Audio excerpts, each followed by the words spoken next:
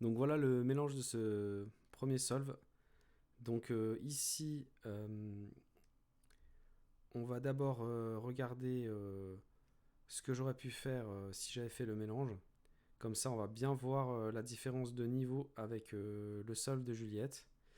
Donc moi, généralement, on va dire que je fais surtout blanc et jaune. Donc là, je pense que blanc, il y a un potentiel avec ce bloc pour faire une X-cross et que cet arrête. Donc on pourrait partir sur quelque chose comme ça. Euh,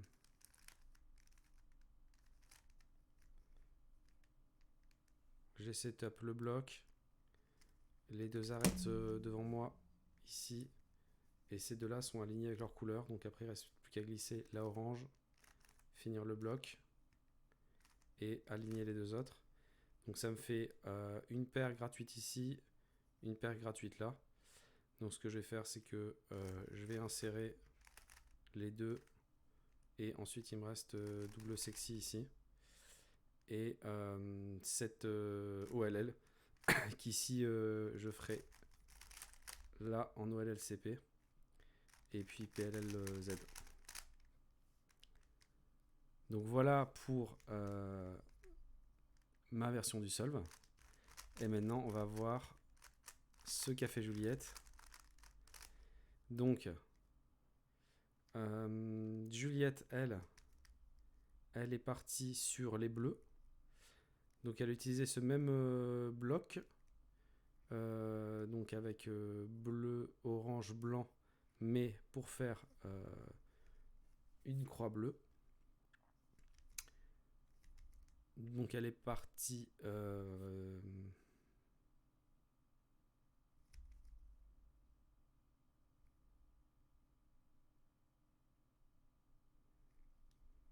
d'ici, voilà, j'y arrive. Elle est partie d'ici, donc elle a formé d'abord le bloc comme ça. Et puis, comme c'est la face de sa croix, ensuite elle va la mettre dessous. Donc pour ça, elle fait X', elle fait U' pour ramener cette arête prête à insérer ici. Et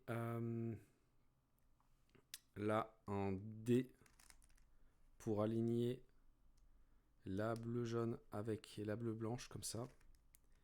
Et après, elle a plus que, elle a préparé cette arête là à aligner ici et finir la croix comme ça. Donc une belle X-cross. Ensuite, on voit tout de suite cette paire, elle va enchaîner sur cette paire qu'elle insère. Donc on peut l'insérer soit d'ici, elle insère d'ici. Ensuite, elle voit cette paire là. Donc elle va se décaler pour la mettre directement dans le slot. Et enfin, il reste cette paire là qu'on peut faire sans regripper en enchaînant d'ici. Là, ici, elle a tourné plusieurs fois la face pour repérer le 4 ZBLL. Et puis elle a fait cette ZBLL. Alors je ne sais pas si vous la connaissez, c'est une ZBLL assez simple en 9 qui ressemble à une PLLA avec seulement des demi-tours et alignement. Voilà pour ce premier solve 5 secondes 97. Donc pas grand chose à redire sur ce solve. Une belle X-Cross. Il y a cette technique qu'on avait vue dans d'anciens solves, notamment de Ruyang, de mettre la face de la croix plutôt devant au début et finir la croix avec la face de la croix en D quand même.